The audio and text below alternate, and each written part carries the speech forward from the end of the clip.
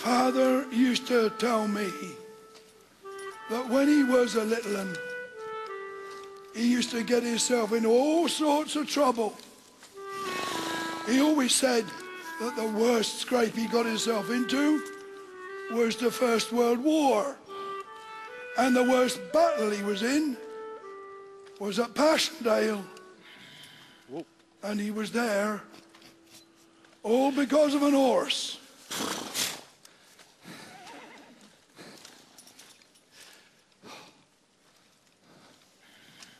He was a farm boy when the war broke out. 15, that's all. Like me, he didn't get a lot of schooling. He always said you could learn most of what was worth knowing from keeping your eyes and ears peeled. Anyway, that's by the by. Father had this young colt, Joey, he called him. Broke him to altar. Broke him to ride. Broke him to plough. Grew up together, they did. Best friends. Meant the world to each other. And if ever that horse got sick, Father would bed down beside him in his stable till he was better. He loved that horse like a brother he did. Now, Father weren't old enough yet to join up, but Joey was. Father was busy with Joey out in the fields. He weren't thinking about the war. He was thinking about his ploughing. He didn't know the army would come into the village looking for good, sturdy horses to buy for the cavalry, for pulling guns or ammunition wagons or ambulances. They needed all the horses they could get, and they were paying good money too. Come on, Joey. Come on! Come on! Come on! It was his own father who done it. Done it without telling him. Done it behind his back. His father took Joey up to the village and sold him off to the army. Father, no. No! Father! £40 he got for him. Albert squared up to his father and told him just what he thought of him. Said goodbye to his mother and told them he was off to join up to find his Joey and bring him home. Nothing they could say would stop him. Now, there's millions of men over there at the front in Belgium, and millions of horses too. Needle in an haystack, you might think. Father told me, and you'd be right. Just staying alive was the difficult bit. The worst was at the Battle of Passchendaele. He always said that.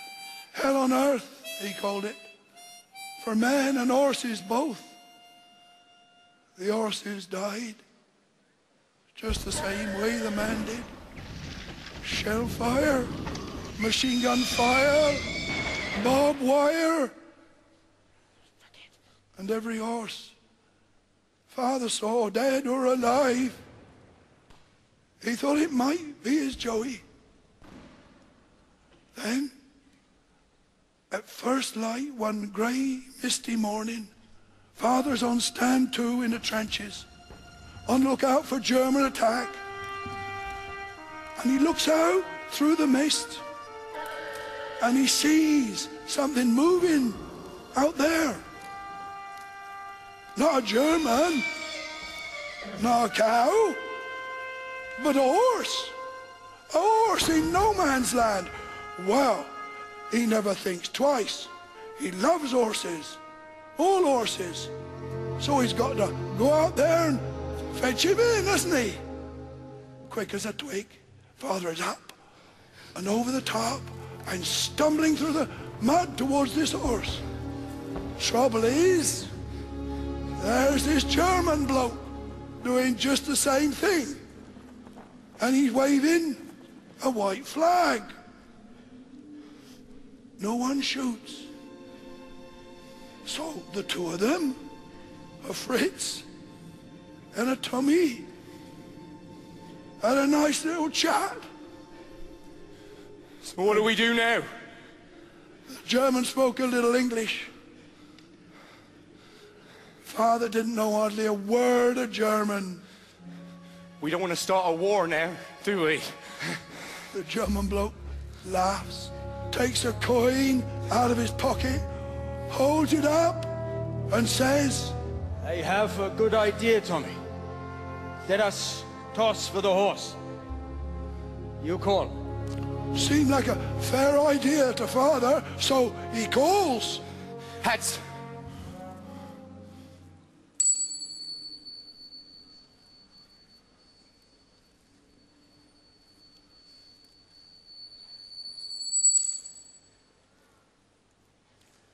That, I'm afraid to say, is the face of my Kaiser looking up at me. He does not look pleased.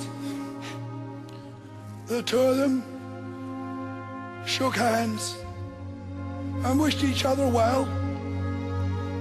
Auf Wiedersehen, Tommy. Same to you, Fritz.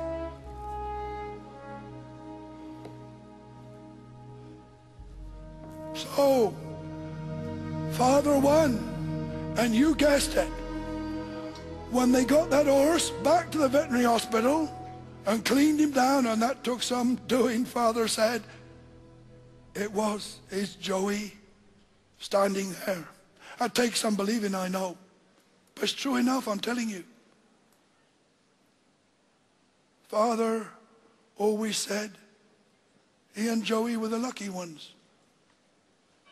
They came home at the end of the war. The whole village was there to meet them.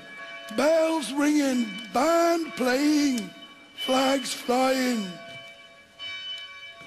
But all Father could think of, he told me, as they rode up into the village that day were the millions of men and horses on all sides, for whom the bells were not ringing, the band not playing, who were not coming home.